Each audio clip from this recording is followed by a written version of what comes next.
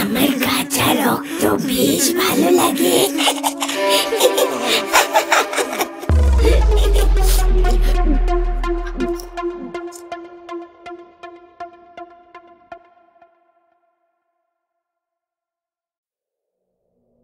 নমস্কার বন্ধুরা, আমি সুদর্শন হাজির হলাম পিশাচ পর্বের পর্দায়। আর পিশাচ পর্ব মানেই একটা মন ছুঁয়ে যাওয়া অন্যরকম ভয়ের গল্প। আজও আপনাকে একটি হাড় হিম করা ভয়ের গল্প শোনাবো, যেটি হয়তো আপনার মনে ছাপ রেখে যাবে। তাহলে চলুন, আর বেশি কথা নয়, এখানে সরাসরি গল্প শোনানো হয়। আজ আপনি শুনতে চলেছেন লেখিকা অঙ্কিতা ঘোষের কলমে গ্রাম বাংলার ভূতের গল্প কাঁচা রক্তের লোভ। গল্প পাঠে এবং বিশেষ কয়েকটি পুরুষ চরিত্রে আমি সুদর্শন। আজ আমার সঙ্গে বিভিন্ন কণ্ঠে থাকছে সুপমা, রূপঙ্কর এবং জগন্নাথ। শুরু হচ্ছে কাঁচা রক্তের লোভ।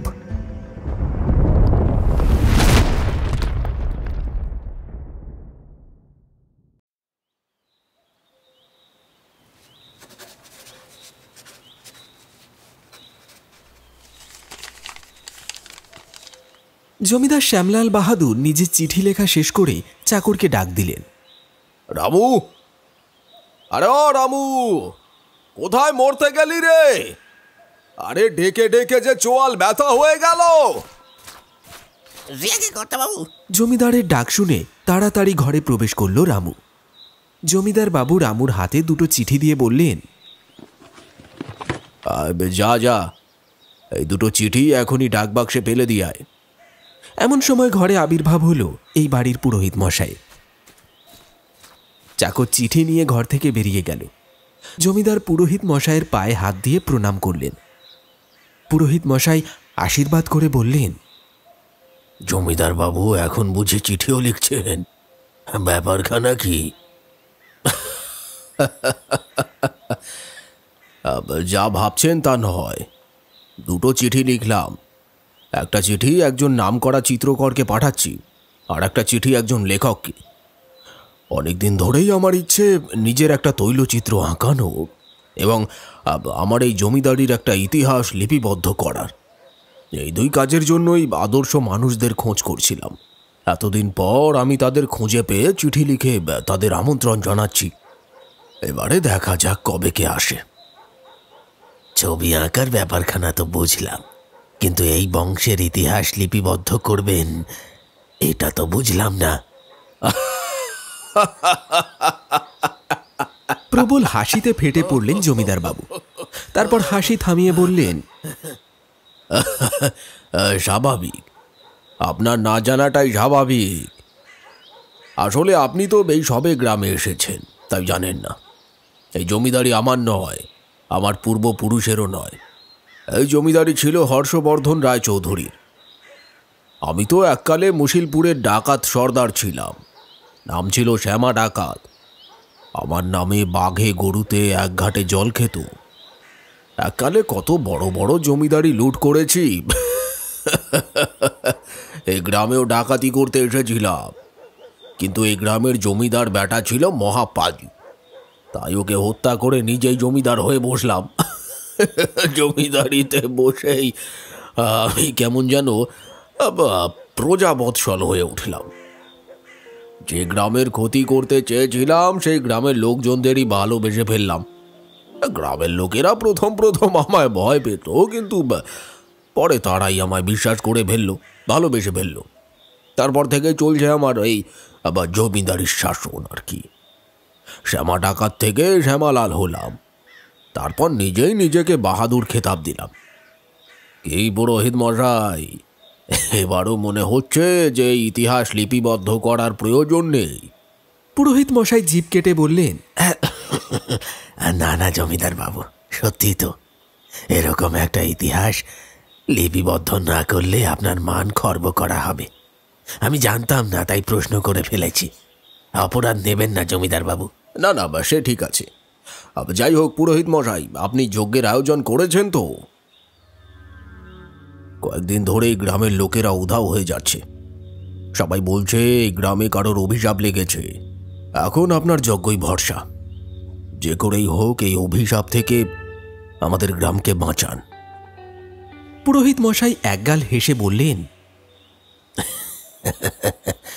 সেই জন্যই তো এলাম জমিদার বাবু। যজ্ঞের সব ব্যবস্থা হয়ে গেছে, এবার শুধু আপনার অপেক্ষা। আপনি নিশ্চিত এই যজ্ঞের পর আমাদের গ্রামের উপকার হবে তো? হ্যাঁ হ্যাঁ জমিদার বাবু, এই যজ্ঞের পর এই গ্রামের চিত্র সম্পূর্ণ পরিবর্তন হতে চলেছে, আপনি ভাববেন না।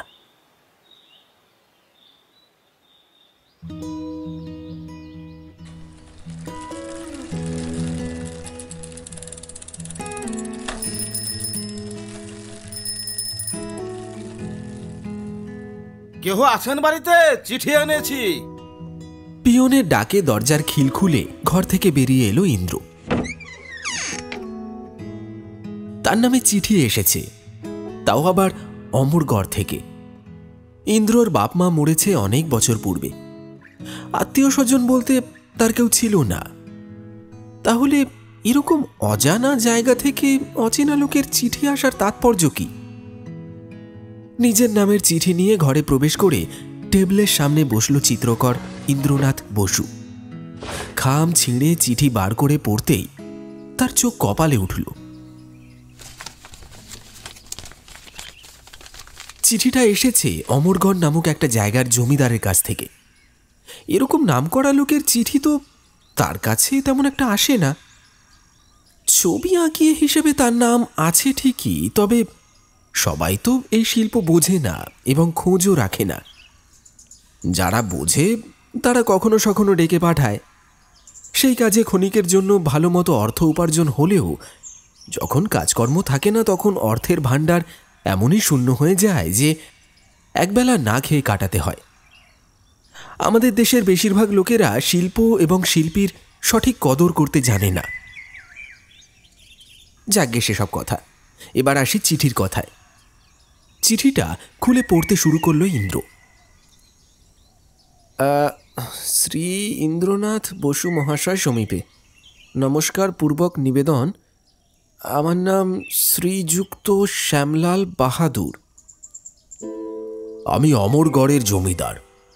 ইতিমধ্যে একটা খবরের কাগজে আপনার নাম দেখলাম। মোহরগড়ের জমিদার আপনার চিত্রাঙ্কনের ভূয়সী প্রশংসা করেছেন সেইখানে। আপনাকে দিয়েই আমি একটা নিজের পোর্ট্রেট বানাতে চাই। চিন্তা করবেন না, পারিশ্রমিক আপনি ভালোই পাবেন। এই চিঠি পাওয়ার পর সঙ্গে সঙ্গেই আপনি রওনা দিন অমরগড়ের উদ্দেশ্যে। যাতায়াতের ভাড়া আপনি এখানে এলেই পেয়ে যাবেন। অতি আগ্রহের সঙ্গে আপনার পথ চেয়ে বসে থাকব। পুনশ্চ সমাজে এখন চোর জোচ্চোরের অভাব নেই। সঠিক পরিচয় নিরীক্ষণের জন্য এই চিঠি সঙ্গে করে আনার অনুরোধ করছি। ইতি শ্যামলাল বাহাদুর জমিদার, অমরগড়। চিঠিটা পড়ে আনন্দে লাফাতে ইচ্ছে করছিল ইন্দ্রর। কয়েকদিন ধরেই পান্তা ভাত খেয়ে কাটাতে হচ্ছে তাকে। দামি রঙগুলো পড়ে থেকে জমতে লেগেছে। এই জমিদারের ছবি আঁকলে বেশ ভালো মতোই পকেট ভারী করতে পারবে ইন্দ্র। কিন্তু এ কি, চিঠি পাওয়ার আনন্দে চিঠির নিচে তারিখটা খেয়াল করেনি ইন্দ্র। তারিখটা আজ থেকে 6 মাস আগের। সর্বনাশ! জমিদার মশাই মাস 6 আগে এই চিঠি পাঠিয়েছিলেন, আর সেই চিঠি এসেছে এতদিন পর। যাকে চিঠি দেরিতে আসলে ইন্দ্রর এই ব্যাপারে আর কি করার আছে। সুতরাং যত তাড়াতাড়ি সম্ভব তাকে রওনা দিতে হবে অমরগড়ের জন্য। কিন্তু সেখানে যাওয়ার জন্য অর্থ তো চাই। অগত্যা বাড়ির কিছু পুরনো বাসনপত্র বেচে খানিকটা টাকা জোগাড় করতে হলো ইন্দ্রকে। সেই টাকা দিয়ে প্রথমেই সে ভালো কিছু পোশাক কিনল। ইন্দ্র মনে করে দেখতে কাউকে ভালো না লাগলে তার গুণ বিচার করার সময় কারোর থাকে না। বছরখানেক আগে মোহরগড়ের জমিদারের ছবি আঁকার পারিশ্রমিকের সঙ্গেই সে একটা মহামূল্য পুরস্কার পেয়েছে। পুরস্কারটি হলো একটি সোনার ঘড়ি। সেটা ইন্দ্র যত্ন করে তুলে রেখেছিল। অমরগড়ে যাওয়ার আগে সে ঘড়িটাও বার করে হাতে পড়ে নিল। অমরগড়ের জমিদার বাড়িতে যাতে কেউ তাকে ফেলনা না মনে করে, এই জন্যই তার এত ব্যবস্থা। চিঠি পাওয়ার 2 দিন পর ইন্দ্র রওনা দিল অমরগড়ের উদ্দেশ্যে।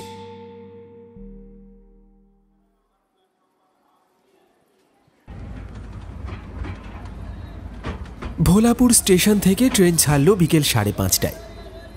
শীতের পড়ন্ত বেলার আমেজ অনুভব করতে করতে যাত্রা শুরু করল ইন্দ্র। অমরগড় এখান থেকে অনেকটা দূর, প্রায় 5-6 ঘন্টার পথ। অমরগড়ে আগে কোনোদিনও যায়নি ইন্দ্র। সেখানে কাউকে সে চেনে না, আবার কেউ তাকে চেনে না। অমরগড় পৌঁছতে পৌঁছতে যেহেতু রাত হবে, সুতরাং অত রাতে ইন্দ্র জমিদার বাড়িতে প্রবেশ করতে পারবে কি না তাও সন্দেহের বিষয়। এই ঠান্ডার মধ্যে স্টেশনে রাত কাটাতে হলে সে আর এক সমস্যার সৃষ্টি হবে। তবে ইন্দ্র তো আর যার তার বাড়ি যাচ্ছে না, সে যাচ্ছে অমরগড়ের জমিদার বাড়ির আমন্ত্রিত অতিথি হয়ে। সুতরাং আগেই এত ভেবে কোনো কাজ নেই।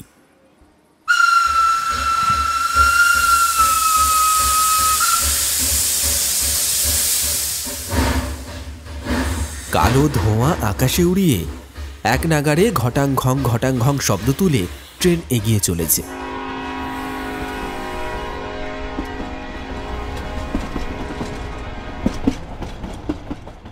শীতের মাস, ঠান্ডা তখন জাঁকিয়ে বসেছে। ট্রেনের বাইরে থাকা গাছগুলো দেখছিল ইন্দ্র। শীতের মরশুমে গাছগুলোকে দেখলে তার মনে হয় গাছগুলো শুকনো ডালগুলো আকাশের দিকে এঁকে বেঁকে উঠে যেন প্রার্থনা করছে নিজেদের সবুজ পাতাগুলো ফিরিয়ে দেওয়ার জন্য। কিন্তু নিষ্ঠুর বিধাতা তাদের ফিরিয়ে দিচ্ছে না, অপেক্ষা করতে বলছে বসন্তের। ইন্দ্র নিজের মাথায় হাত রেখে তাকে হাত বুলিয়ে যেন গাছগুলোর উদ্দেশ্যেই আপন মনে বলে উঠল, অপেক্ষা করো বৃক্ষ, তোমার ডালে ঠিক পাতা গজিয়ে যাবে। ঝরে যাওয়া চুল ফিরে না এলেও ঝরে যাওয়া পাতা ঠিকই ফিরে আসে। গরম জামা ইন্দ্রর কাছে ছিল না। মায়ের দুটো শাল একসাথে গায়ে চাপিয়ে সে রওনা দিয়েছিল বাড়ি থেকে। ট্রেনের জানলা দিয়ে আসা ঠান্ডা হাওয়া শরীরে এসে লাগতেই রক্ত যেন জমে যাচ্ছিল ইন্দ্রর।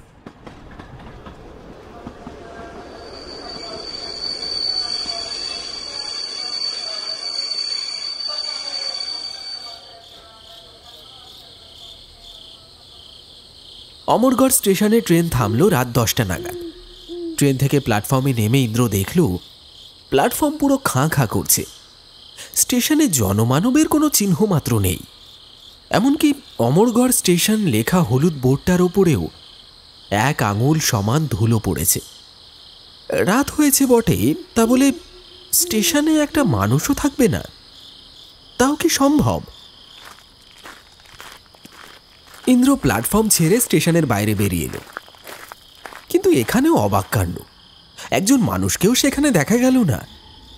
গ্রামটা যেন বড় বেশি নিস্তব্ধ। শীতের ঠান্ডা হাওয়া তখন শোঁ শোঁ করে কানের পাশ দিয়ে বয়ে যাচ্ছে। নিজের বুকের ধুকপুকুনি নিজেই যেন শুনতে পাচ্ছে সে। এই রাতের বেলা জমিদার বাড়িতে পৌঁছবে কি করে সেটাই ভাবার চেষ্টা করছে।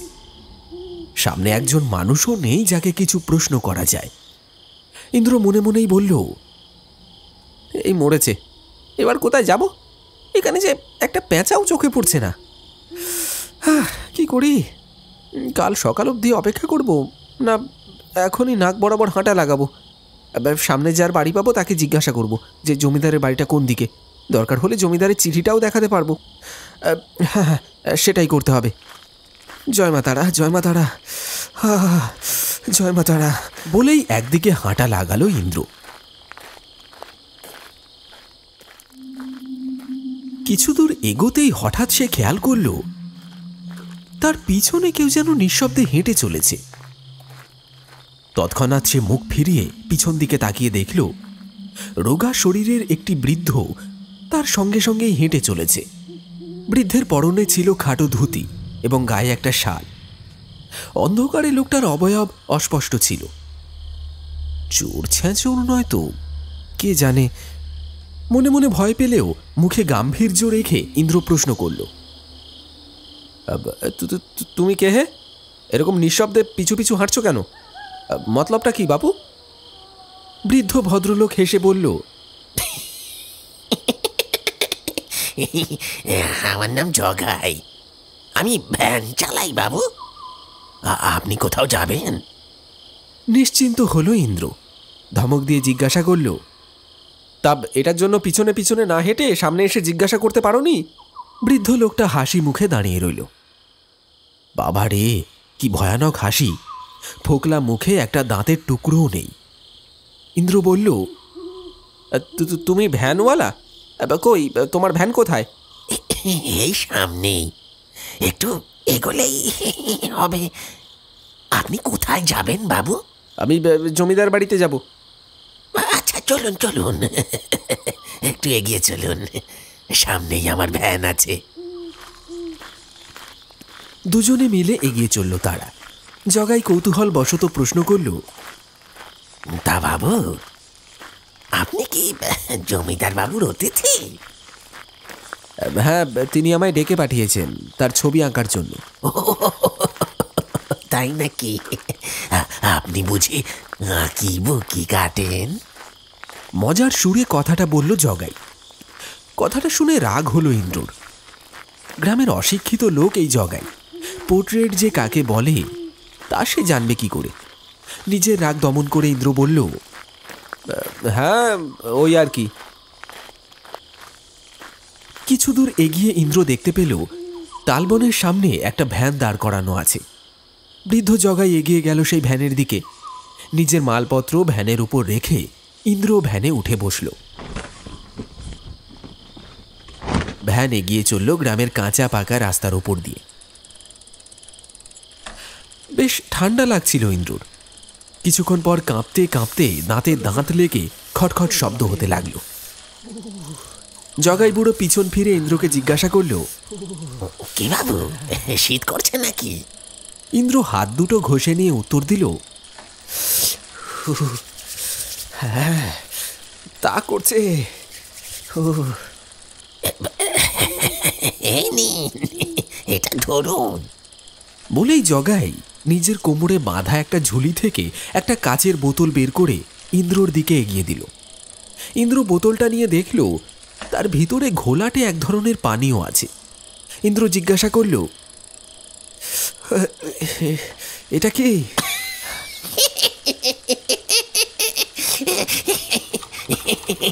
কি বাবু, এটা কি? এটাও চিনতে পারছেন না? আপনি আপনি মদ খান না বুঝি? ইন্দ্র তাচ্ছিল্যের সঙ্গে হেসে বলল, খাবারই জোটে না, আবার মদ। জগাইও সেই সুরে সুর মিলিয়ে বলল, আর জুটবে কি করে বাবু? খাতায় আঁকি বুকি কাটলে কি পেটের ভাত জোগাড় করা যায়? অন্য মুখে তুলতে গেলে আমাদের মতো খাটতে হবে। এইবার ইন্দ্রর রাগের পরিমাণ আরো বৃদ্ধি পেল। ক্রুদ্ধ স্বরে বলে উঠল, ও তাই নাকি? মানে যারা আঁকেন তারা কোনো পরিশ্রম করেন না? আঁকাতে কিসের পরিশ্রম বাবু? চাঁদ, সূর্য, ঘর বাড়ি সেসব আমরাও ছোটবেলায় বহুবার এঁকেছি। বেশি না বকে ভ্যান চালানোয় মন দাও। এসব আঁকা ঝোঁকা সম্পর্কে তোমার কোনো জ্ঞান নেই। তা হয়তো নেই বাবু, কিন্তু আপনি এইটা একবার খেয়ে দেখুন। ইন্দ্র সেই ঘোলাটে জলের বোতলটা হাতে নিয়ে বলল, এটা মদ? পুরোপুরি নয়, তবে এটা খেলে গা গরম হবে, শরীরের শক্তি পাবেন। ইন্দ্র বোতলের ছিপিটা খুলে কিছুটা মুখে ঢেলে নিল। সঙ্গে সঙ্গে পেটের ভিতরটা গুলিয়ে উঠল তার। মুখটা বাংলার পাঁচ করে সে জিজ্ঞাসা করল,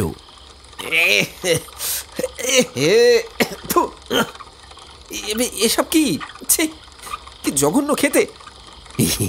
আর কিছুক্ষণ অপেক্ষা করুন, দেখবেন শরীর একেবারে গরম হয়ে গেছে। অবাক কাণ্ড! সত্যি কিছুক্ষণের মধ্যেই শরীরটা গরম হয়ে গেল ইন্দ্রর। অবশ্য শরীরে একটু জোরও পেল সে।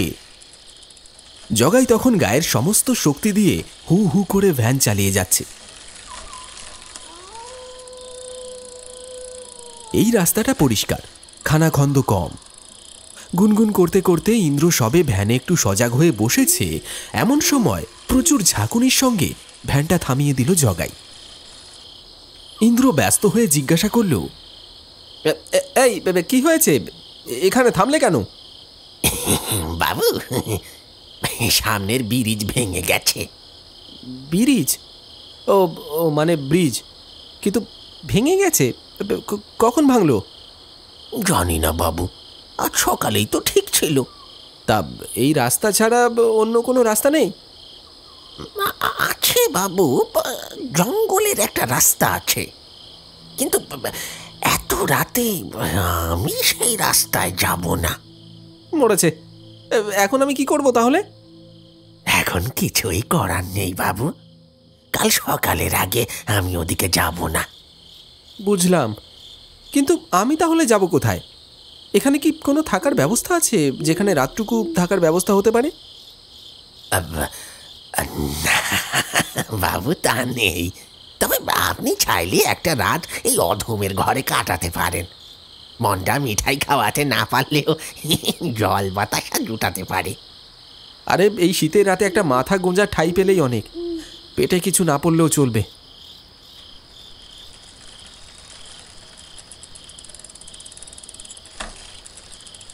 জগাই আবার ভ্যান ঘুরিয়ে নিল। পথের দুপাশে সারি সারি বাড়ি ছাড়িয়ে মাঝের রাস্তায় এগিয়ে চলেছে জগাইয়ের ভ্যান। এই গ্রামের প্রত্যেকটা বাড়ি যেন একেবারে আলোহীন। বোঝাই যাচ্ছে না যে আদৌ ওই বাড়িগুলোতে মানুষের বসবাস আছে কি না। মানুষ তো দূর, পথে কোনো শেয়াল কুকুরও চোখে পড়ল না ইন্দ্রর। ইন্দ্রর ভারী রহস্যজনক মনে হলো এই অমরগড় গ্রামটাকে। ইন্দ্র জগাইকে জিজ্ঞাসা করল, তোমাদের গাঁ এত নিস্তব্ধ কেন বলো তো? স্টেশনেও কাউকে দেখতে পেলাম না, আবার এখন গ্রামের বাড়িগুলোর মধ্যেও কোনো আলো দেখছি না। তা কি করে দেখবেন বাবু, সবাই তো এখন খুব দুর্বল। কিছুদিন ধরেই গ্রামে সকলের জ্বর জ্বালা হচ্ছিল, সবে তো একটু সুস্থ হচ্ছে এই গ্রামের লোকেরা। সে কি, সবার জ্বর জ্বালা হচ্ছে মানে? আতঙ্কিত হয়ে প্রশ্ন করল ইন্দ্র। জগাই ঘাড় নাড়িয়ে বলল, হ্যাঁ বাবু, হচ্ছিল, এখন একটু ঠিক আছে। ওই সবই আমাদের ডাকাত জমিদারের কৃপা। ডাকাত জমিদার? অবাক হয়ে পুনরায় প্রশ্ন করল ইন্দ্র। হ্যাঁ বাবু, জমিদার শ্যামলাল বাহাদুর তো ডাকাত ছিল। এ গাঁ লুট করতে এসে এই গাঁয়েই লোকেদের দুর্দশা দেখে আগের অত্যাচারী জমিদারকে হত্যা করে নিজেই জমিদার হয়ে বসেছে। সর্বনাশ! এ কোন গ্রামে এসে পড়েছে ইন্দ্র? এত কিছু সে তো জানতো না। ডাকাত জমিদারের বাড়িতে কি সে সুরক্ষিত থাকবে? তার উপর এই গ্রামের লোকেদের জ্বর জ্বালাও হচ্ছে। যদি যদি এটা কোনো বিরাট কঠিন অসুখের প্রাথমিক স্তর হয়, যদি এই অসুখ ইন্দ্ররও হয়ে যায়, এই অবস্থায় কি এই গ্রামে থাকা ওর উচিত হবে? ইন্দ্রর কপালে দেখা দিল চিন্তার ভাঁজ। কিন্তু এখন এসব ভেবে আর লাভ কি? যে দুবেলা খেতে পায় না, তার মৃত্যু ভয় পাওয়াও চলে না।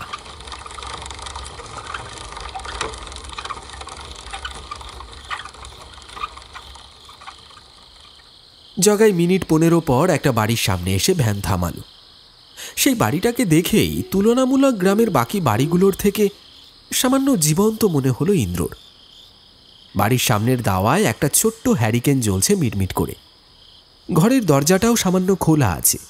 জগাই বলল, আসুন বাবু, এই আমার ঘর। ইন্দ্র অত্যন্ত দ্বিধাগ্রস্ত হয়ে জিজ্ঞাসা করল, তোমার বাড়িতে কি আর কেউ থাকে? হ্যাঁ, আমার এক নাতনি থাকে। আমি থাকলে কোনো অসুবিধা হবে না তো? না না বাবু, কোনো অসুবিধা হবে না। দাঁড়ান দাঁড়ান, আমি নাতনিকে ডাকি।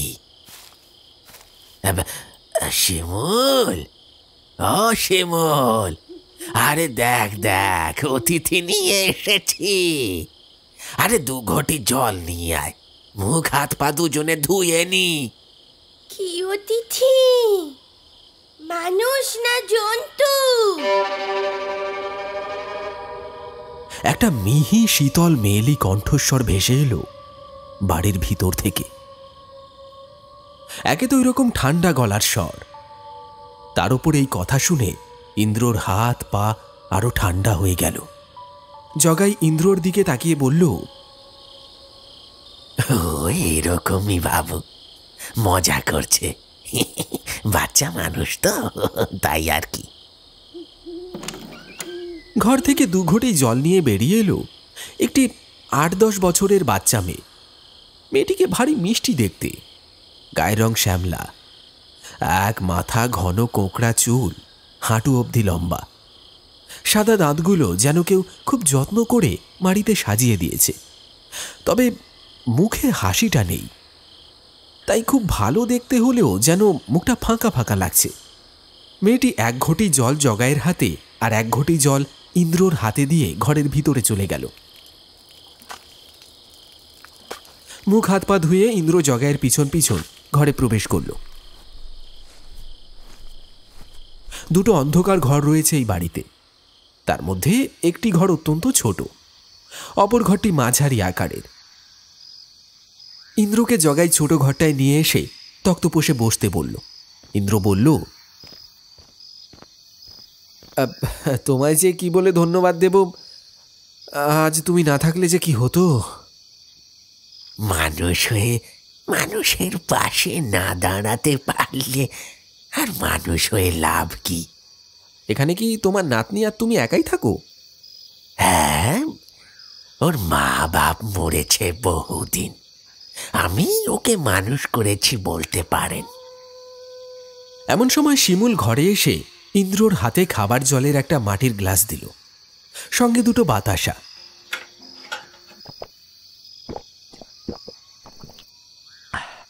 ইন্দ্র জল বাতাসা শেষ করে গ্লাসটা ফিরিয়ে দিল মেয়েটিকে। ইন্দ্র জিজ্ঞাসা করল, খুকি, তুমি তো ভারী মিষ্টি মেয়ে। আমি খুকি নই। সেই রকম ভয়ানক স্বরে কথাটা বলে শিমুল অন্য ঘরে চলে গেল। পরিস্থিতি সামাল দেওয়ার জন্য জগাই বলল, আপনার জন্য কিছু খাবার ব্যবস্থা করি, আপনি বরং একটু বসুন। ও শিমুল, এই বাবুর জন্য একটু ভালো মন্দ রান্নার ব্যবস্থা করতে হবে যে। বলতে বলতে জগাই রান্নাঘরের দিকে চলে গেল। ইন্দ্র তক্তপোষের ওপর একটু হাত পা ছড়িয়ে বসল। পাশেই একটা টেবিলে জ্বলছে একটা হ্যারিকেন। আলোটা একটু কম মনে হলো ইন্দ্রর। নব ঘুরিয়ে হ্যারিকেনের আলোটা বাড়িয়ে ইন্দ্র হ্যারিকেনের কাছে নিজের মুখটা নিয়ে গেল। পোড়া সলতে ও কেরোসিন তেলের গন্ধ খুব ভালো লাগে ইন্দ্রর। এমন সময় শিমুল ঘরে ঢুকে বলল, দাদু বলল আজ রাতে খিচুড়ি আর আলু ভাজা খেতে হবে, আপনি খাবেন তো? ও মা, ও কি করছেন? ইন্দ্র হ্যারিকেনের গন্ধ শুকছিল। হঠাৎ শিমুলের প্রবেশে অপ্রস্তুত হয়ে হেসে বলল, আমার আসলে এই গন্ধটা ভালো লাগে। তাই? হ্যাঁ জানি, ভারী অদ্ভুত লাগলো তোমার। ওরে বাপরে! কথাটা বলতে বলতে তক্তপোষের একটা পেরেকে হাত গিয়ে পড়ল ইন্দ্রর। সঙ্গে সঙ্গে একটু চিৎকার করে ইন্দ্র হাতটা সরিয়ে নিল, কিন্তু ততক্ষণে হাতটা সামান্য কেটে গেল ওর। শিমুল এক ছুটে ওর কাছে এসে ওর হাতটা চেপে ধরল, তারপর বলল, কি হলো? এ বাবা, রক্ত বেরোচ্ছে যে। বলেই মেয়েটি ইন্দ্রর হাতের রক্ত চেটে নিল। আঙুল কেটে গেলে অনেকেই আঙুল মুখে নিয়ে রক্ত বন্ধ করার চেষ্টা করে ঠিকই, তবে একটা হাত কেটে গেলে সেই রক্ত চেটে নেওয়াটা ভারী অদ্ভুত লাগলো ইন্দ্রর। মেয়েটি নিজের ইচ্ছে মতো রক্তটা চেটে নিয়ে একগাল হেসে ইন্দ্রর দিকে তাকিয়ে বলল, আপনার যেমন জলা তেল আর জলা হেরিকেনের সলতের গন্ধ ভালো লাগে, আমারও তেমন এই কাঁচা রক্তের গন্ধ ভালো লাগে। শিমুল, কি করছিস? জগাই কখন ঘরে এসেছে ইন্দ্র খেয়াল করেনি। হঠাৎ ওর চিৎকারে ওর দিকে তাকালো ইন্দ্র। শিমুল সঙ্গে সঙ্গে ঘর থেকে বেরিয়ে গেল। জগাই বলল, হাতটা কি খুব বেশি কেটেছে বাবু? ইন্দ্র পকেট থেকে একটা রুমাল বের করে নিজের হাতে পেঁচিয়ে বলল, না না, তেমন কিছুই না, আর বাঁ হাত তো অসুবিধা হবে না। আসুন বাবু, খেতে আসুন। খাবার পাশের ঘরে বেড়ে দিয়েছে। শীতকালে গরম গরম ঘি দেওয়া খিচুড়ি আর আলু ভাজা খেয়ে মনটা ভরে গেল ইন্দ্রর।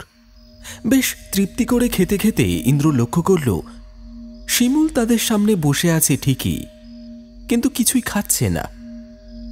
ইন্দ্র জিজ্ঞাসা করল, শিমুল, তুমি কিছু খাবে না? না, আমি এইসব খাই না। কি খাও তবে? আমি মাংসাশী। আমি শুধু মাংস খাই। কথার সঙ্গে হাসিটা শুনে ইন্দ্র চমকে উঠল। এই আবার কি কথা? মেয়েটা কি পাগল নাকি? ইন্দ্র এসে থেকে দেখে যাচ্ছে মেয়েটার হাবভাব একদম অন্যরকম, একেবারে ৮-১০ বছরের বাচ্চাদের মতো না। জগাই বলে উঠল, আসলে নাতনি আমার নিরামিষ খেতে চায় না, আমিষ খায়, সেটাইও বলতে চেয়েছে আর কি।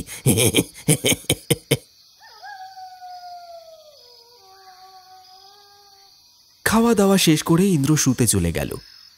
শিমুল ১ গ্লাস দুধ দিয়ে গেল ইন্দ্রকে। ইন্দ্রর হাত ঘড়িতে তখন বাজে রাত ১২টা। ইন্দ্র দুধ খেয়ে শুয়ে পড়ল। নতুন জায়গায় সহজে ঘুম আসে না ইন্দ্রর, কিন্তু আজ ওর ঘুম আসলো খুব সহজে। খুবই তাড়াতাড়ি সে আচ্ছন্ন হয়ে পড়ল গভীর ঘুমে।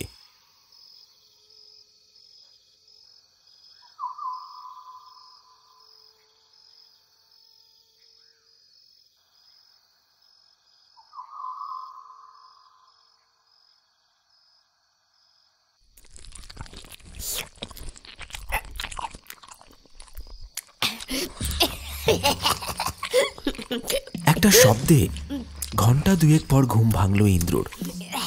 ইন্দ্র উঠে বসে কান পেতে শব্দটা শোনার চেষ্টা করল। শব্দটা শুনে মনে হলো কেউ যেন কিছু একটা চিবিয়ে খাচ্ছে। মাংস কি? হ্যাঁ, মাংস জাতীয় কিছু, কিন্তু এভাবে কে কি খাচ্ছে, তাও এত রাতে? ইন্দ্র আরো মন দিয়ে লক্ষ্য করল যে শব্দটা আসছে সেটা আসছে তার পাশের ঘর থেকে, অর্থাৎ সেই দাদু নাতনি যে ঘরে ঘুমিয়েছে। শব্দটা আসছে আসলে সেই ঘর থেকেই। ইন্দ্র পা টিপে টিপে নিজের ঘর থেকে বেরিয়ে পাশের ঘরের দিকে এগিয়ে গেল। পাশের ঘরের দরজাটা হালকা ভেজানো রয়েছে। দরজার সামান্য ফাঁক দিয়ে বেরিয়ে আসছে হ্যারিকেনের আলো। ইন্দ্র সেই দরজাটার সামনে গিয়ে সামান্য একটু দরজাটা খুলে ভিতরে দেখার চেষ্টা করল।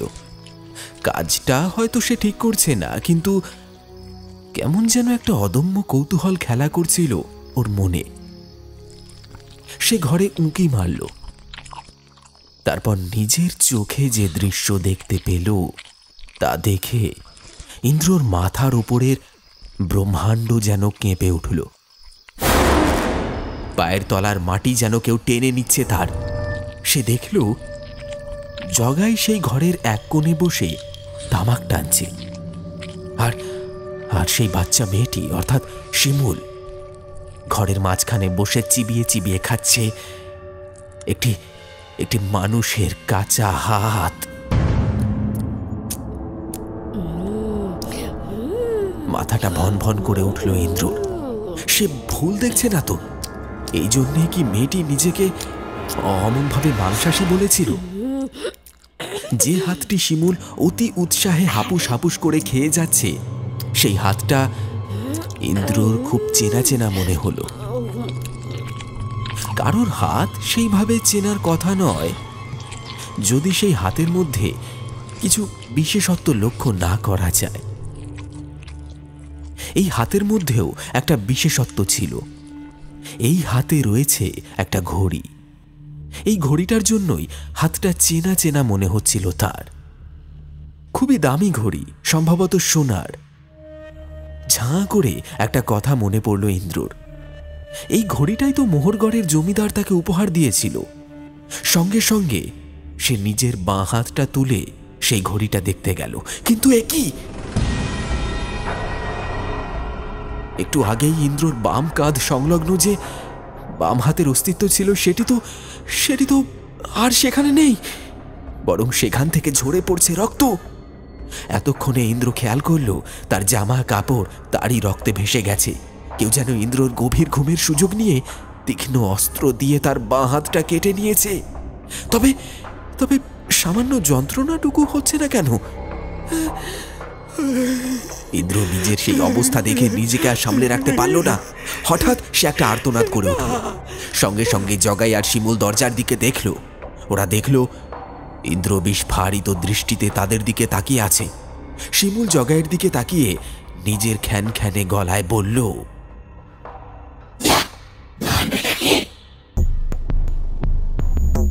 এতটুকুই বলার অপেক্ষা।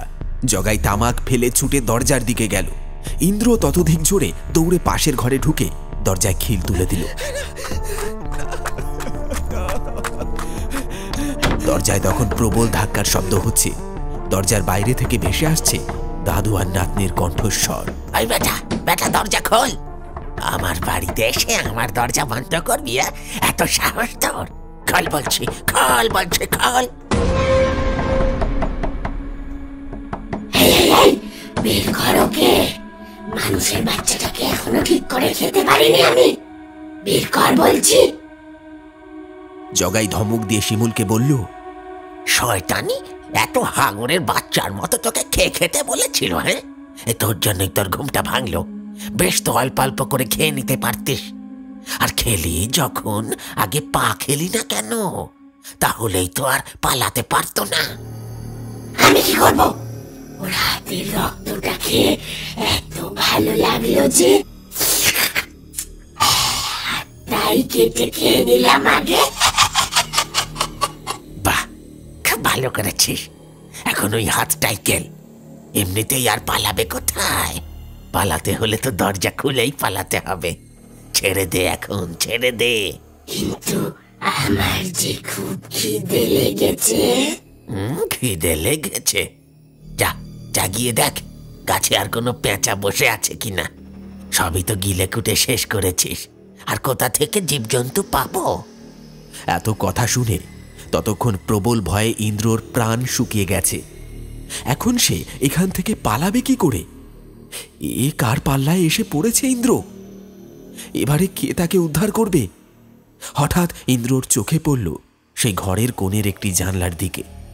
জানলাটা ছোট হলেও সার্সিবিহীন। ইন্দ্রর রোগা শরীরটা সেই জানলা দিয়ে গলে বেরিয়ে যেতে পারবে। ইন্দ্র এক হাতে কোনো রকমে নিজের শরীরটা তুলে ধরে সেই জানলা গলিয়ে বাড়ির বাইরে মাঠে গিয়ে পড়ল।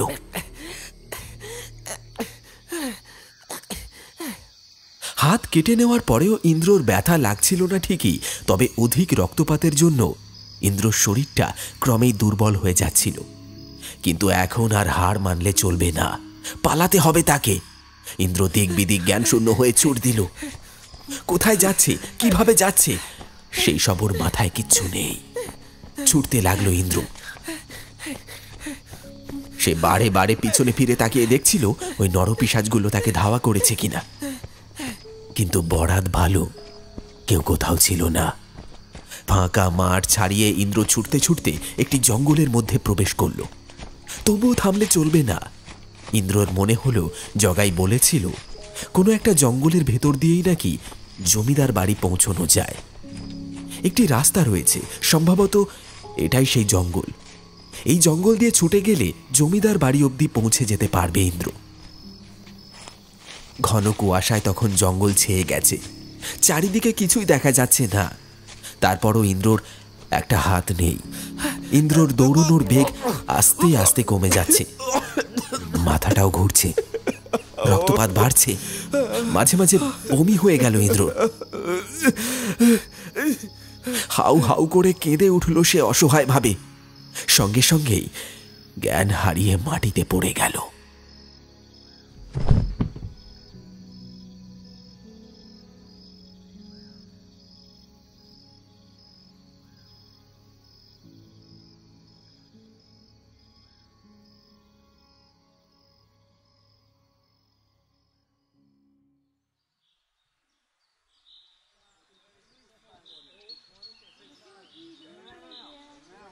কি এরকমটা হচ্ছে কেন? কানে আসছে অনেকের কথাবার্তার শব্দ। চোখ চেয়েও চোখ খুলতে পারছে না ইন্দ্র। মুখ দিয়ে সামান্য আওয়াজ করল সে। সঙ্গে সঙ্গে একটা গুরু গম্ভীর স্বর ইন্দ্র স্পষ্ট শুনতে পেল। জ্ঞান ফিরেছে বুঝি ইন্দ্রবাবু? আস্তে আস্তে চোখটা খোলার চেষ্টা করুন। ইন্দ্র আস্তে আস্তে নির্ভয়ে নিজের চোখটা খুলল। চোখে আলো এসে ধাক্কা দিল। ইন্দ্র চোখটা খুলে সামনে একজন লম্বা চওড়া মানুষকে দেখতে পেল। চোখের ঝাপসা ভাবটা কাটিয়ে ফেলতেই ইন্দ্র বুঝতে পারল যে ও কোনো বড় ঘরে শুয়ে আছে। একটি সুন্দর পালঙ্কে তাকে শুইয়ে রাখা হয়েছে অতি যত্নের সাথে। ঘরের সেই লম্বা ভদ্রলোক ছাড়া আরও কয়েকজন ওকে উঁকি মেরে দেখছে। সেই গুরুগম্ভীর স্বরে মালিক বলে উঠল, নমস্কার ইন্দ্রবাবু, আমি জমিদার শ্যামলাল বাহাদুর। জমিদার? অর্থাৎ অর্থাৎ ইন্দ্রর যেখানে এসে ওঠার কথা সেখানে এসে উঠেছে। আনন্দে চোখে জল এলো ওর। একবার উঠে বসার চেষ্টা করলো কিন্তু পারল না।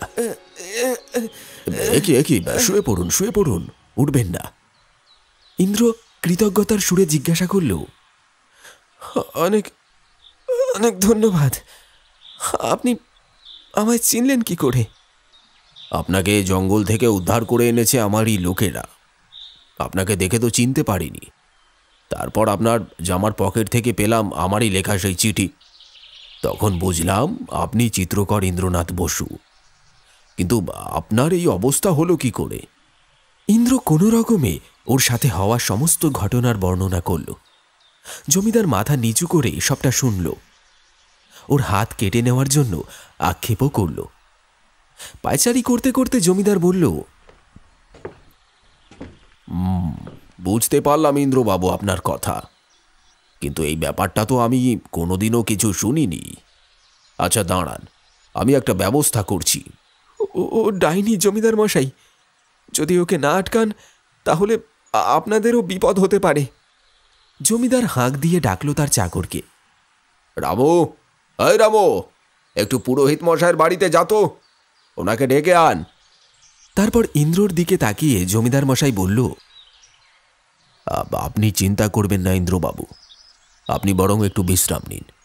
তারপর আমাদের পুরোহিত মশাই এলে আপনার সমস্ত কথা আপনি ওনাকে বলবেন। ঘর থেকে বিদায় নিল জমিদার এবং জমিদারের সঙ্গে থাকা লোকেরা। ইন্দ্র মনে মনে ভগবানকে ধন্যবাদ দিল। শেষ অবধি ইন্দ্রর প্রাণ রক্ষা পেল ঠিকই, কিন্তু সে যে পঙ্গু হয়ে গেল। একটা হাত চলে যাওয়া তো মুখের কথা নয়। যদিও তার কোনো কষ্ট হচ্ছে না, কিন্তু তবুও হাতটা তো আর রইল না। বাঁ হাতে সে তার কোনো ছবি আঁকে না, সুতরাং কাজে হয়তো তার কোনো ক্ষতি হলো না, তবুও জীবনে একটা বড় ক্ষতি হয়ে গেল। বাম কাঁধের দিকে তাকিয়ে ইন্দ্র দেখল এখনো সেই জায়গাটা ব্যান্ডেজ করা হয়নি, তবে তার রক্তমাখা জামাটা খোলানো হয়েছে।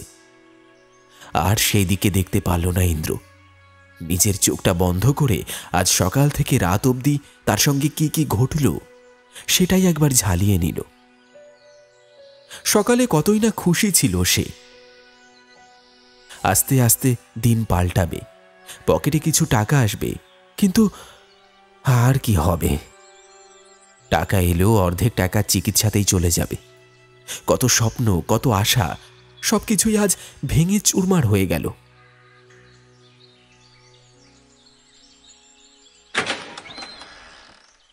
হঠাৎ কানের পাশে দরজাটা খোলার শব্দ পেল ইন্দ্র। সম্ভবত জমিদার মশাই এসেছে তার পুরোহিতকে সঙ্গে নিয়ে। ইন্দ্র এইবারে উঠে বসার ব্যর্থ প্রচেষ্টা করল। প্রথমে ঘরে প্রবেশ করল জমিদার মশাই, আর তার পিছনে পিছনে প্রবেশ করল জগাই।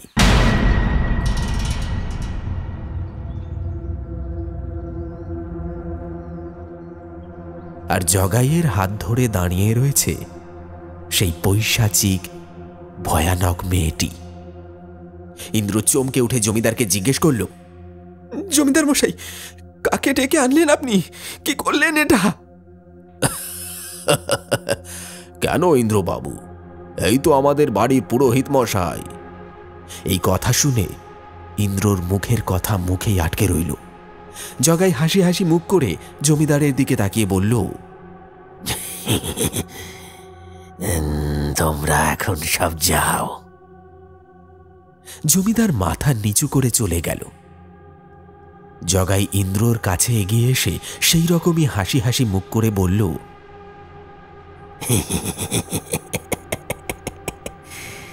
কি হলো ইন্দ্রবাবু, ভেবেছিলে পালিয়ে যাবে? আমার হাত থেকে পালিয়ে যাবে? তা আর সম্ভব হলো না। ইন্দ্র অসহায়ভাবে জগাইয়ের দিকে তাকিয়ে প্রশ্ন করল, তুমি কে? কেন তুমি আমার সাথে এমন করছো? এ কেমন পুরোহিত তুমি, যে ভগবানের সেবা করে সে মানুষের এরকম ক্ষতি করতে পারে?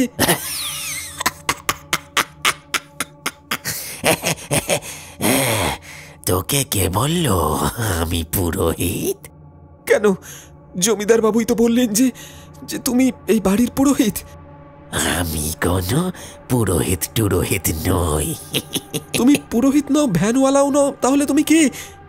বলছি রে, বলছি। মরার আগে আমি সবাইকে সবকিছু বলে দিই, ঠিক যেমন জমিদারকে মরার আগে সব বলেছি, গ্রামের লোকেদের মারবার আগে তাদের বলেছি, তেমন আজ তোর মরার আগেও তোকে সব বলবো। জমিদারের মরার আগে মানে? ভয়ার্ত কণ্ঠে প্রশ্ন করল ইন্দ্র।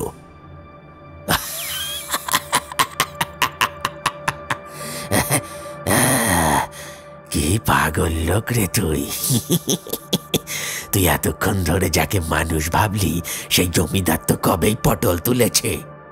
এমনকি জমিদার বাড়িতে তুই যাদের যাদের দেখলি তারাও বেঁচে নেই। এই গ্রামের একটা মানুষও বেঁচে নেই। কিন্তু মরার পরও তারা আমার দাস হয়ে কাজ করে। গ্রামের সবাই মারা গেছে, জমিদার মশাই মারা গেছে, কিন্তু কি করে? মানে কি করে?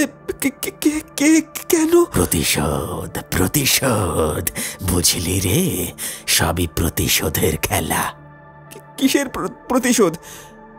এমন সময় জগায়ের হাত ধরে থাকা সেই নাতনি বেশিনী পিশাচি নিয়ে গিয়ে এলো ইন্দ্রর দিকে। ইন্দ্র চিৎকার করে বলল, এই তুই যা, তুই যা, যা এখান থেকে বলছি, যা। মেয়েটা আবার তেমনি খ্যানখ্যানে স্বরে বলে উঠল,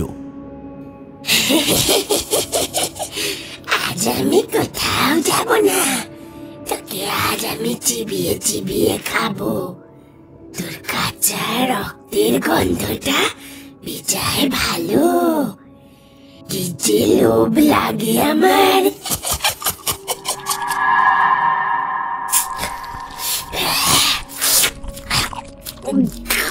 বলেই ইন্দ্রর পায়ের কাছে গিয়ে ওর পা দুটো খেতে শুরু করলো। ইন্দ্র চিৎকার করে উঠল, যন্ত্রণায় নয়, ভয়েতে।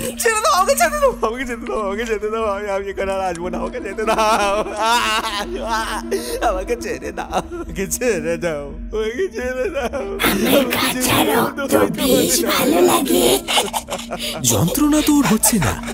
মেয়েটা পাগলের মতো ইন্দ্রর পা চিবিয়ে চিবিয়ে খেতে লাগলো। ওর পা থেকে ঝরে পড়া রক্ত চেটে খেতে খেতে মেয়েটা বলতে লাগলো, কাঁচা রক্তের গন্ধ, কাঁচা রক্তের গন্ধ আমার বেশ ভালো লাগে, আমার বেশ ভালো লাগে। ইন্দ্র শুয়ে শুয়ে ছটফট করছিল, কিন্তু পালাতে পারল না। ততক্ষণে মেয়েটা ইন্দ্রর পা দুটো খুবলে খুবলে খেতে শুরু করে দিয়েছে। জগাই বলতে শুরু করলো, আমার নাম জগৎমোহন রায়চৌধুরী। এই গ্রামের জমিদার হর্ষবর্ধন রায়চৌধুরীর বড় ভাই ছিলাম আমি। হর্ষর জমিদারি সামলানোর শখ ছিল, আর আমার শখ ছিল তন্ত্রমন্ত্র শেখার। তাই ভাইয়ের হাতে জমিদারি দিয়ে আমি তন্ত্র সাধনায় মন দিলাম। অনেক দুর্গম জায়গায় ঘুরেছি আমি, অনেক সাধনা, অনেক শিক্ষা অর্জন করেছি। বাড়ি ছেড়ে নানান জায়গায় থাকতে হয়েছে এই জন্য। কখনো শ্মশানে, কখনো কবরস্থানে, কখনো বা দুর্গম পাহাড়ে, কখনো হিংস্র জন্তু জানোয়ার ভর্তি জঙ্গলে। দীর্ঘ 10 বছর এই জমিদারিতে ফিরে আসিনি আমি। 10 বছর পর হঠাৎ ভাইয়ের জন্য খুব মনটা খারাপ করলো আমার। ভাবলাম একবার ভাইকে দেখে যাই। তাই যত শীঘ্র পারলাম চলে এলাম এই গ্রামে। তখন আমার বেশভূষা সাধুর মতোই ছিল, তাই কেউ আমায় চিনতে পারল না। আমি গ্রামে এসে জানতে পারলাম যে আমার ভাইকে মেরে শ্যামলাল ডাকাত জমিদারি দখল করেছে। আমার ভাইকে গ্রামের সকলের সামনে ওই ডাকাত মেরেছে, আর এতে নাকি গ্রামের লোকেরা বেজায় খুশি হয়েছে। আমার ভাই নাকি অত্যাচারী ছিল। বলি, কি করতো আমার ভাই? হ্যাঁ, সামান্য খাজনা বেশি নিত, জমি দখল করতো, চড়া সুদে টাকা নিত, আর একটু মেয়ে ছেলে তুলে নিয়ে ওই ভর্তি করতো। তাই সব কোন জমিদারটা না করে? হ্যাঁ শুনি, জমিদাররা যুগ যুগ ধরে এইসব কাজই করে এসেছে। তা বলে ওকে মেরে দেবে, তাও আবার কোনো ডাকাতের বাচ্চা এসে? এত রাগ হলো, মনে হলো আমিও গিয়ে শ্যামলালকে খুন করি, কিন্তু সেই ক্ষমতা আমার ছিল না। আমি গ্রামের এই জঙ্গলে বসে একটা সাধনা করি। সেই সাধনার ফলে আমি একজন পিশাচিনী লাভ করি। লোকেরা যেমন কুকুর বেড়াল বাড়িতে পোষে, আমি তেমন ওই পিশাচিনীকে পুষেছি। আর 10 বছরের মেয়ে, যাকে তুই আমার নাতনি ভাবলি, সে তো একটা পিশাচিনী। আমার কথা মতো সে ওঠে আর বসে। শুধু তার একটাই দোষ, এই নলটা তার বড় বেশি। কাঁচা মাংস আর কাঁচা রক্তের প্রচন্ড লোভ। আর এই লোভকে কাজে লাগালাম আমি। ভাবতে পারিস, এই পিশাচিনী খেতে খেতেই এই পুরো গ্রামটা ধ্বংস করলো। ততদিনে আমি আস্তে আস্তে জমিদারের বিশ্বাস অর্জন করে এই বাড়ির পুরোহিত হয়ে ঢুকলাম। গ্রামবাসীদের বিপদ দূর করার জন্য জমিদার আমাকে দিয়েই যজ্ঞ করালো। আমিও একটি যজ্ঞ করার নাটক করলাম। আর ঠিক সেই রাতে আমার পোষা পিশাচিনী গ্রামের জমিদার শ্যামলালকে খেয়ে নিল। ঠিক এখন যেমন ভাবে তোকে খাচ্ছে, তেমন ভাবেই। আস্তে আস্তে কয়েক মাসের মধ্যেই পুরো গ্রাম জনমানব শূন্য করে দিল এই পিশাচিনী। তারপর শুরু হলো পশু পাখি খাওয়া। কিন্তু এখন জীবজন্তুরও আকাল পড়েছে। এখন এই পিশাচিনীর ক্ষুধা মেটানো আমার দায় হয়ে পড়েছে। আচ্ছা তুই বল, এত প্রাণী আমি কোত্থেকে পাবো? সারাদিনের খোরাক খুঁজতে গিয়ে পাগল হয়ে যাই আমি। এর মধ্যেই আজ হঠাৎ এই জনমানবহীন গ্রামে তোকে আসতে দেখলাম। তখনই ভেবেছিলাম যে তোকে দিয়ে আবার কিছুদিন পিশাচিনীকে শান্ত করব। আবার চিন্তা করিস না রে, তুই মরে যাবি, কিন্তু যন্ত্রণা পাবি না। এমন মৃত্যু কজনের ভাগ্যে জোটে বল? এবারে ইন্দ্র খেয়াল করল পিশাচিনী তখন প্রায় অর্ধেক শরীর খেয়ে ফেলেছে ওর, অথচ বিন্দু মাত্র যন্ত্রণা পাচ্ছে না সে। পিশাচিনী ইন্দ্রর বুকের উপর বসে খিলখিল করে হেসে নিমেষে নিজের হাতটা ঢুকিয়ে দিল ওর বুকের ভেতর। এক ঝটকায় ছিঁড়ে বের করে আনলো ওর হৃৎপিণ্ডটা।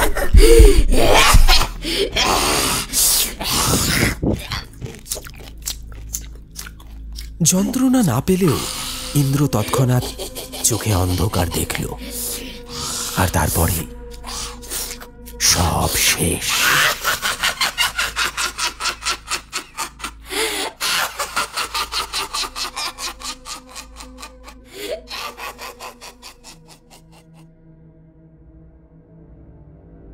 এত চেষ্টার পরেও সে সুরক্ষা হলো না ইন্দ্র।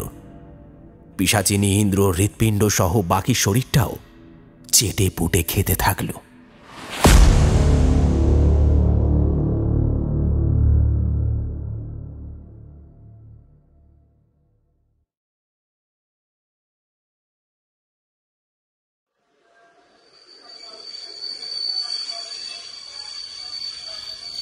এর কয়েকদিন পরের কথা। ট্রেন এসে থামল অমরগড় স্টেশনে। নেমে এলো একজন লোক। জনমানবহীন স্টেশন দেখে সেও একটু ভয় ভয় পেল। স্টেশনের বাইরে এসেও কোনো মানুষের অস্তিত্ব তার চোখে পড়ল না। এবারে সে কি করবে সেটাই ভাবছে, এমন সময় দূর থেকে একটা লোককে ভ্যান চালিয়ে সেদিকে আসতে দেখল। স্টেশনের বাইরে দাঁড়িয়ে থাকা লোকটা হাত তুলে ডাকতে লাগলো, এই এই ভ্যানওয়ালা, এদিকে এদিকে এদিকে শোনো। ভ্যান এগিয়ে এলো তার দিকে। লোকটা জিজ্ঞাসা করলো, বলছি এখানে জমিদার বাড়িটা কোথায় বলতে পারবে? জমিদার শ্যামলাল বাহাদুরের বাড়ি? হ্যাঁ হ্যাঁ। সে তো অনেক দূরে বাবু। তুমি নিয়ে যেতে পারবে আমায়? পারবো না কেন বাবু, নিশ্চয়ই পারবো। আবার কিন্তু একটা সমস্যা আছে। কি সমস্যা? ওইদিকে যাওয়ার ব্রিজটা, মানে সেতুটা ভেঙে গেছে। ওই দিক দিয়ে আর জমিদার বাড়ি যাওয়া যাবে না। তবে সেটা ছাড়াও একটা রাস্তা আছে, তবে সেটা জঙ্গলের ভেতর দিয়ে যেতে হবে। রাতের বেলা সেখানে যাওয়া ঠিক না, তাই কাল সকালের আগে আপনাকে নিয়ে যেতে পারবো না বাবু। আর আমি ছাড়া কোনো ভ্যানওয়ালাকে আপনি এখানে পাবেন না। চিন্তিত স্বরে লোকটা বলল, সে বুঝলাম, কিন্তু রাতটা আমি কোথায় থাকবো? আমিও সেটাই ভাবছি বাবু। এখানে তো কোনো থাকার জায়গার ব্যবস্থা নেই।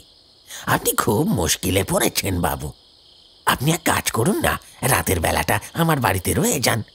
কাল সকালে আমি নিজে গিয়ে আপনাকে জমিদার বাড়িতে পৌঁছে দেব। কি বলেছে তোমায় ধন্যবাদ জানাই। তা তোমার বাড়িটা কোথায়? এই তো বাবু, বেশি দূরে না।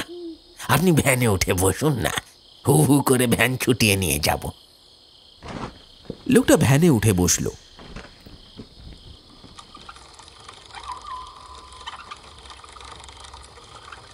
কিছু দূর যাওয়ার পর আলাপ জমানোর জন্য লোকটা নিজে থেকেই বলে উঠল, আমার নাম সুবিমল দাস। আমি একজন পেশায় লেখক। জমিদার বাবু এই বাড়ির ইতিহাস লেখার জন্যই আমাকে ডেকে পাঠিয়েছেন। তুমি তো আমার অনেক সাহায্য করলে, চিন্তা করো না, কাল তোমায় ভালো টাকা পুরস্কার দিয়ে যাব। আচ্ছা, তোমার নামটা কি বলো তো? ফোকলা মুখের হাসি হেসে ভ্যানওয়ালা বলল,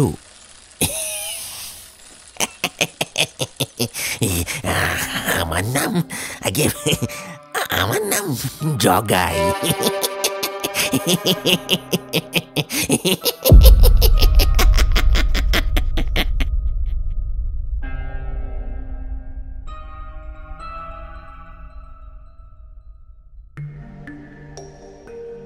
শুনলেন কাঁচা রক্তের লোভ।